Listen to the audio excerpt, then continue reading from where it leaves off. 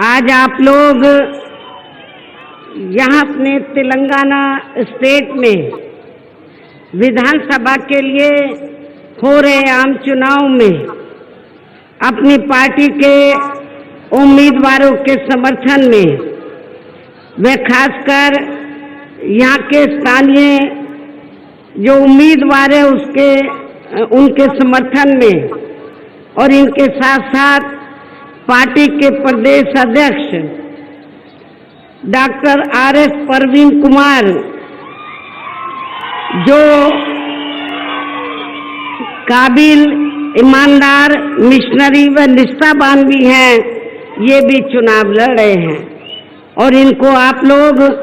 अपना मुख्यमंत्री बनाने के खास उद्देश्य के साथ ही मुझे सुनने के लिए यहाँ भारी संख्या में इकट्ठा हुए हैं। तो उसके लिए मैं आप सभी लोगों का हार्दिक दिल से आभार प्रकट करती हूँ। हालांकि इनकी कामयाबी के लिए यहाँ के स्थानीय कोऑर्डिनेटर व नेताओं के साथ साथ केंद्रीय स्टेट कोऑर्डिनेटर एवं राज्यसभा सांसद श्री रामजी गौतम भी पूरे जी जान से लगे हैं। इनके भी मैं बहुत बहुत आभारी हूँ। और अब मैं यहाँ हो रहे विधानसभा चुनाव में ये कहना चाहूँगी कि हमारी पार्टी ये चुनाव आपके तेलंगाना स्टेट की अधिकांश विधानसभा की सीटों पर अकेले अपने बलबूते पर ही पूरी तैयारी व दमदारी के साथ ये चुनाव लड़ रही है। अर्थात हमारी पार्टी ने इस चुनाव में या किसी भी पार्टी के साथ किसी भी प्रकार का कोई भी चुनावी समझौता आदि नहीं किया है। इसके साथ ही हमने बीएसपी से जुड़ने की तादाद को ध्यान में रखकर फिर उसी अनुपात में ही यहाँ सर्व समाज के लोगों को टिकट भी दिए हैं। लेकिन अब मैं आप लोगों का ध्यान यहाँ हो रहे विधानसभा चुनाव में अपनी पार्टी बीएसपी को कामयाब बनाने के लिए कुछ जरूरी बातों की तरफ दिलाना चाहती हूँ। और इस संदर्भ में सबसे पहले मैं आप लोगों को ये कहना चाहूँगी कि अपने देश को आज़ाद हुए व भारतीय संविधान को भी लागू हुए अब यहाँ वर्षों बीत चुके हैं। लेकिन दुख की बात यह है कि इस लंबी अवधि में भी यहाँ सभी विरोधी पार्टियों की रही सरकारों में आपके प्रदेश सहित पूरे देश में भी सर्व समाज में से विशेषकर दलितों, आदिवासियों, पिछड़े वर्गों, मुस्लिम व अन्य धार्मिक अल्पसंख्यकों के साथ साथ गरीबों, मजदूरों, किसानों, व्यापारियों एवं अन्य मेहनतकश लोगों का भी सही से विकास व उत्थान आदि नहीं हो सका है। जिनकी सरकारों की नीतियों व कार्यशैली को अब इन्हें और ज़्यादा आजमाने की ज़रूरत नहीं है। और इस मामले में खासकर मैं एससी, एसटी व ओबीसी वर्गों के लोगों को ये भी बताना जरूरी समझती हूँ कि इन्हें परम पूज्य बाबा साहब डॉक्टर भीमराव अंबेडकर के कड़े संघर्ष एवं अथक प्रयासों से भारतीय संविधान के तहत मिले कानूनी अधिकारों में से खासकर सरकारी नौकरियों में जो आरक्षण की सुविधा मिली है, तो उसे भी यहाँ शुरू से ही इन वर्गों के प्रति हीन व जातिवादी मानसिकता रखने वाली सभी विरोधी पार्टियों की रही सरकारें प्रभावहीन बनाने में तथा इसे अब धीरे धीरे खत्म करने की भी पूरी कोशिश में लगी हुई है। यही मुख्य वजह है कि देश में आज़ादी के बाद व शुरू में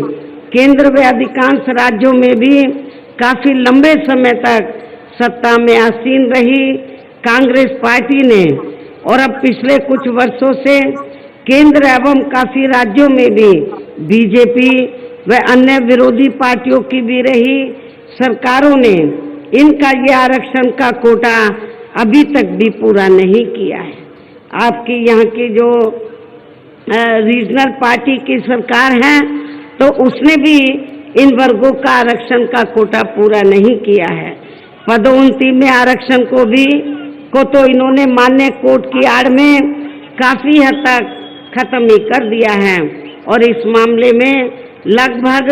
यही खराब स्थिति हमें यहाँ आपके तेलंगाना स्टेट में भी देखने के लिए मिल रही है। इसके साथ ही अब इन वर्गों के लोगों को प्राइवेट सेक्टर में आरक्षण दिए जाने की व्यवस्था किए बिना ही केंद्र व राज्यों में भी ज्यादातर सरकारी कार्य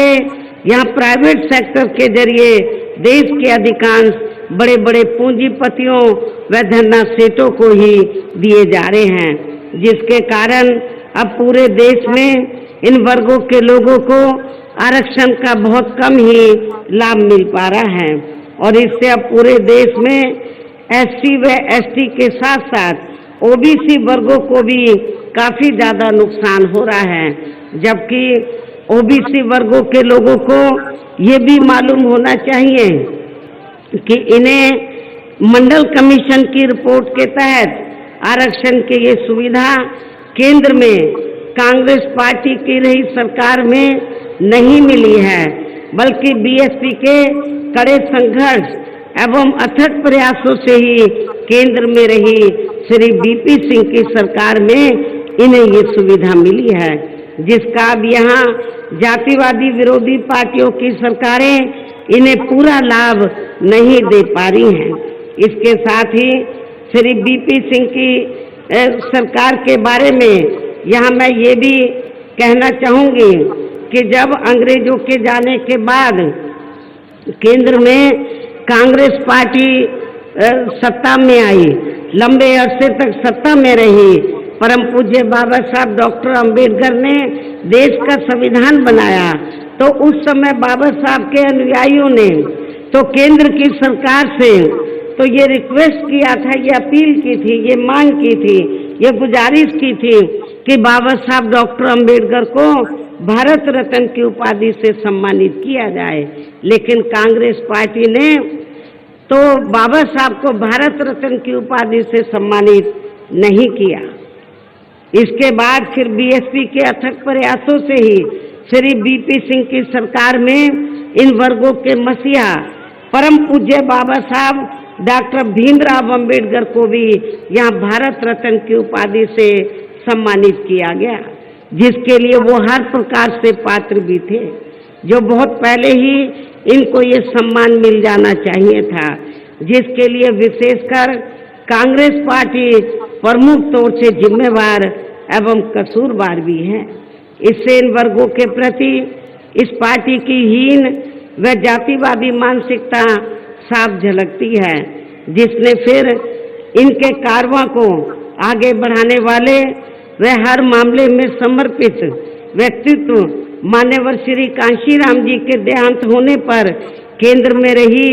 इसी कांग्रेस पार्टी की सरकार के चलते इनके सम्मान में एक दिन का भी राष्ट्रीय शोक कांग्रेस पार्टी की सरकार ने घोषित नहीं किया था, जबकि उस समय केंद्र में कांग्रेस पार्टी पावर में थी। यहाँ मैं इन वर्गों के मामले में ये भी कहना चाहूँगी, केंद्र द्वारा अभी हाल ही में देश की लोकसभा व राज्य विधानसभाओं में महिलाओं को जो 33% आरक्षण देने की व्यवस्था की गई है, तो उसमें एससी, एसटी व ओबीसी वर्गों की महिलाओं को अलग से कुछ भी आरक्षण नहीं दिया गया है। इतना ही नहीं, बल्कि इन वर्गों के लोगों को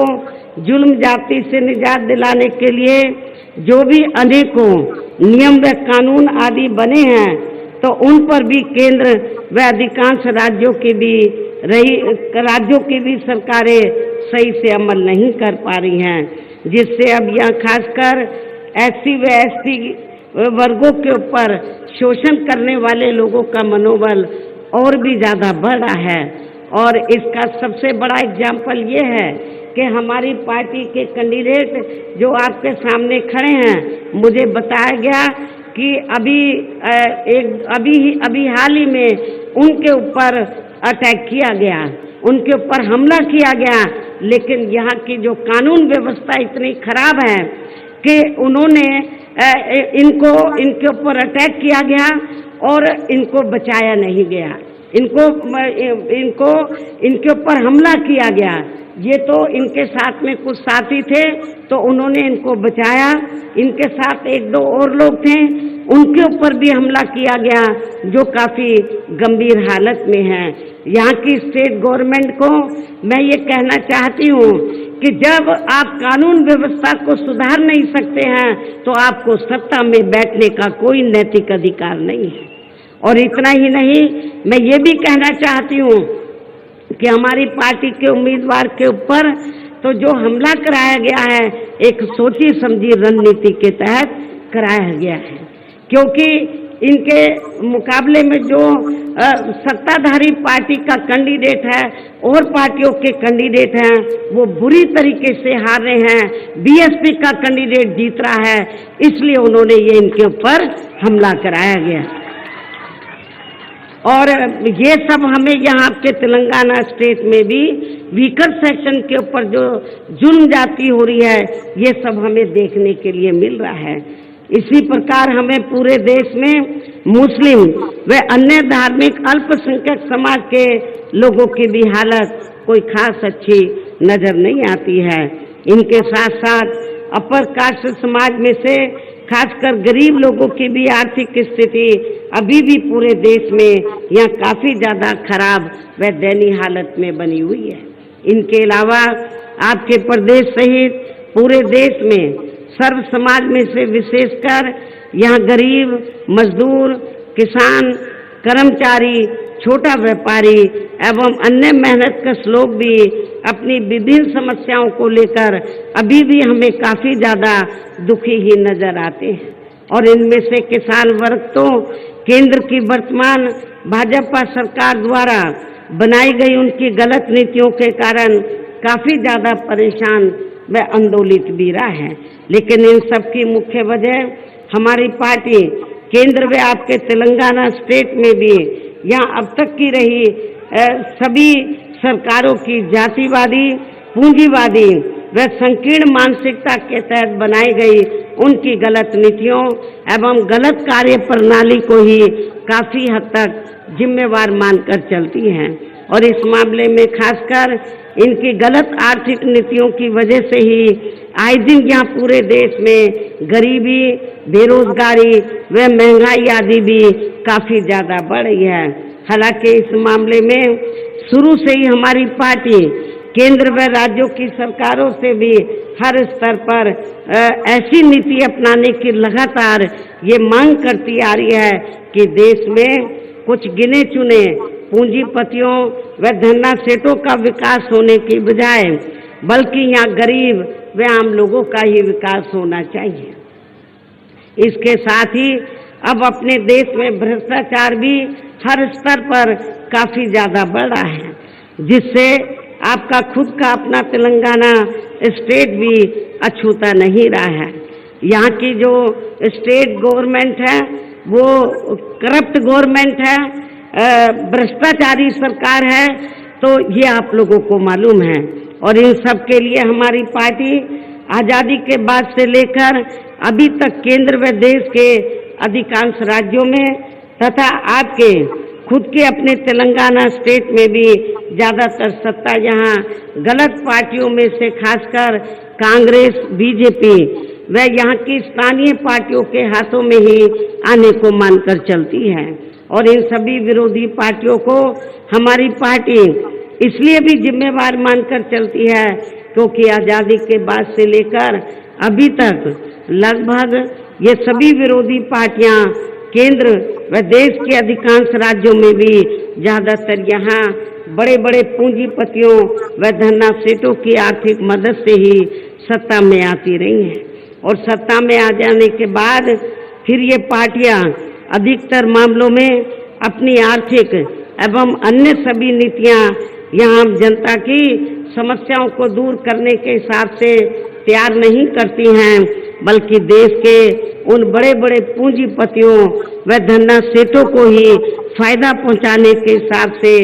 अपनी अधिकांश नीतियां तैयार करती हैं, जिनके धन व बल से चुनाव लड़कर ज्यादातर ये पार्टियां केंद्र व आपके राज्य सहित देश के अन्य राज्यों में भी अभी तक यहाँ सत्ता में आती रही हैं, जिसके कारण ही अब पूरे देश में व आपके खुद के अपने प्रदेश में भी अभी भी हमें यहाँ सर्व समाज के लोग अधिकांश मामलों में अपनी विभिन्न समस्याओं को लेकर काफी ज्यादा दुखी व परेशान ही नजर आते हैं, जबकि पूरे देश में बीएसपी ही अकेली एक ऐसी पार्टी है जो विरोधी पार्टियों की तरह देश के बड़े बड़े पूंजीपतियों व धन्ना सेठों की आर्थिक मदद से नहीं बल्कि अपनी पार्टी के ही आम कार्यकर्ताओं की आर्थिक मदद से चुनाव लड़कर यहाँ केंद्र व राज्यों की सत्ता में आना चाहती है, ताकि हमारी पार्टी सत्ता में आने के बाद फिर बिना किसी दबाव के वे आजाद होकर सर्व समाज के लोगों की सभी समस्याओं का समाधान करके उन्हें हर मामले में हर स्तर पर खुशहाल बना सके। और इसी आधार पर चलकर ही आबादी के हिसाब से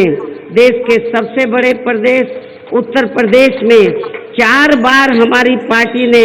अपने नेतृत्व में वहाँ सरकार बनाई है, और हमने अपनी हुकूमत के दौरान वहाँ वीकर सेक्शन, खासकर जो वीकर सेक्शन के लोग हैं उनके हितों में अनेकों फैसले लिए हैं, उनको रोटी रोजी के साधन दिए हैं, और इसके साथ ही गरीब भूमिहीन लोगों को खेती करने के लिए उन्हें फ्री सरकारी जमीन भी दी है, जिससे वहाँ लाखों गरीब लोगों को फायदा पहुँचा है। गरीब आवासहीनों को सरकारी खर्चे से पक्के मकान भी बना कर दिए हैं। हमने गरीब व बेरोजगार लोगों को बेरोजगारी भत्ता नहीं बल्कि सरकारी व गैर सरकारी क्षेत्रों में हमने उनको बड़े पैमाने पर नौकरी भी रोजगार भी उपलब्ध कराए हैं। इसके अलावा हमारी पार्टी की रही सरकार ने वहाँ विभिन्न क्षेत्रों में लगे लोगों के हितों में भी अनेकों महत्वपूर्ण व ऐतिहासिक कार्य किए हैं। इसके साथ ही हमने उत्तर प्रदेश में सर्व समाज के लोगों के ऊपर किसी भी प्रकार की कोई जुर्म जाति आदि भी नहीं होने दी है। इतना ही नहीं बल्कि हमारी पार्टी की रही सरकार ने वहाँ अपने देश में दलित एवं अन्य पिछड़े वर्गों में समय समय पर जन्मे हमारे महान संतों, गुरुओं व महापुरुषों में भी खासकर महात्मा ज्योतिराव फूले, छत्रपति शाहू जी महाराज, श्री नारायण गुरु, बाबा साहब डॉक्टर भीमराव अंबेडकर एवं मान्यवर श्री कांशीराम जी आदि को भी विभिन्न रूपों में पहली बार वहाँ पूरा आदर सम्मान दिया है, जिन्हें विरोधी पार्टियों के लोग अभी तक भी आसानी से पचा नहीं पा रहे हैं। और यदि आप लोग भी यहाँ अपने तेलंगाना प्रदेश में आम जनहित के व खासकर कमजोर एवं उपेक्षित वर्गों के हितों में ऐसे ही कार्य करना चाहते हैं तो फिर आप लोगों को भी उत्तर प्रदेश की तरह ही यहाँ अपने तेलंगाना प्रदेश में भी अपनी पार्टी को हर मामले में मजबूत बना के यहाँ अपनी खुद की सर्वजन हिताय व सर्वजन सुखाय की नीतियों पर आधारित सरकार बनानी होगी, जिसके लिए अब आप लोगों को यहाँ अपने तेलंगाना स्टेट में विधानसभा के लिए हो रहे आम चुनाव में अपनी पार्टी का बेहतर रिजल्ट लाना होगा। और इसके लिए आप लोगों को वोट पड़ने तक यहाँ की सत्ताधारी पार्टी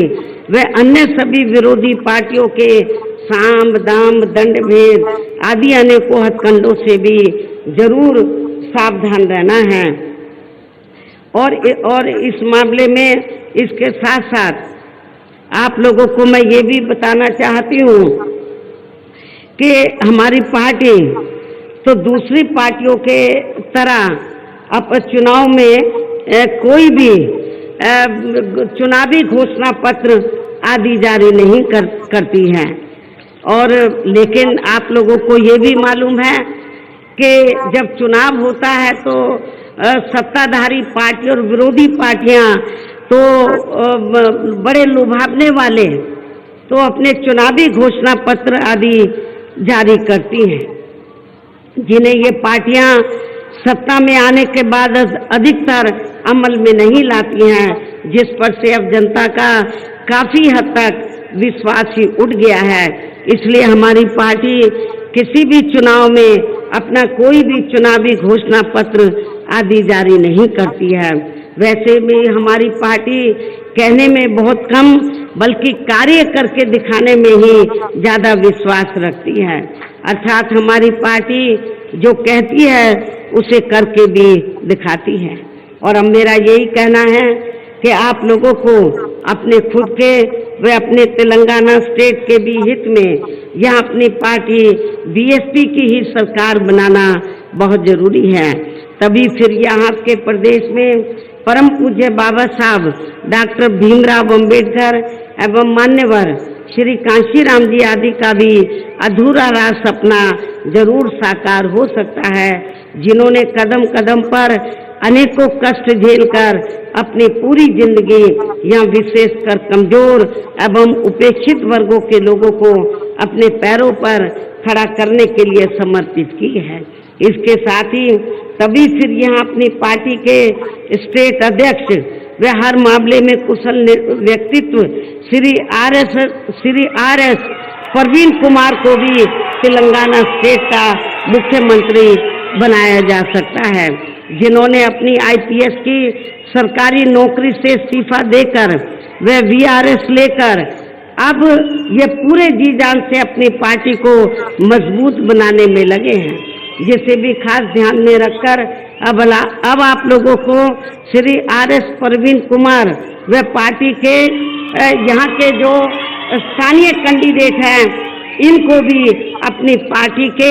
हाथी चुनाव चिन्ह के सामने वाले बटन को दबा के इनको जरूर कामयाब बनाना है। और इसके लिए अब आप लोगों को वोट पड़ने वाले दिन अपने सभी कार्य छोड़कर वे अपने अपने पोलिंग बूथों पर समय से पहुंचकर अपना वोट डालने के लिए जरूर जाना है। और इस मामले में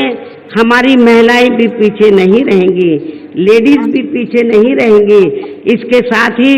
अपनी पार्टी का कोई भी वोट पड़ने से ना रह जाए तो उसका भी आप लोगों को विशेष ध्यान रखना है। इस प्रकार से आप लोगों को अपनी पार्टी को कामयाब बनाने का हर संभव पूरा प्रयास करना है। इसके साथ ही यहाँ मैं ये भी कहना चाहूँगी कि इस चुनाव के बाद मैं आपके स्टेट में व साथ लगे आंध्र प्रदेश में भी खासकर नौजवानों को तैयार करने के लिए पार्टी के नेशनल कोऑर्डिनेटर श्री आकाश आनंद को भी बीच में जरूर भेजती रहूंगी, ताकि आपके इन दोनों राज्यों में पार्टी और भी ज्यादा मजबूती के साथ आगे बढ़ती रहे। वैसे यहाँ आपके तेलंगाना स्टेट के party president Shri RS. Parveen Kumar भी अपनी पार्टी को मजबूत बनाने में पूरे जी जान से लगे हैं, जिससे अब यहाँ हो रहे विधानसभा आम चुनाव में पहले से बेहतर रिजल्ट आने की भी काफी संभावना है। और मुझे पूरी उम्मीद है कि आपके तेलंगाना में इस बार बहुत ही चौंकाने वाला रिजल्ट आएगा। बहुजन समाज पार्टी के पक्ष में रिजल्ट आएगा, बेहतर रिजल्ट आएगा और आपकी अपनी सरकार बनने की भी पूरी संभावना है। अंत में अब मैं पुनः अपनी पार्टी के इन सभी उम्मीदवारों को जो यहाँ मंच पर मौजूद हैं, अपनी पार्टी के सभी उम्मीदवारों को पार्टी का चुनाव चिन्ह जो हाथी है, हाथी चुनाव चिन्ह के सामने वाले बटन को दबाकर इनको मैं जिताने की, कामयाब बनाने की पुरजोर अपील करते हुए अपनी बात यही समाप्त करती हूँ। जय भीम, जय भारत।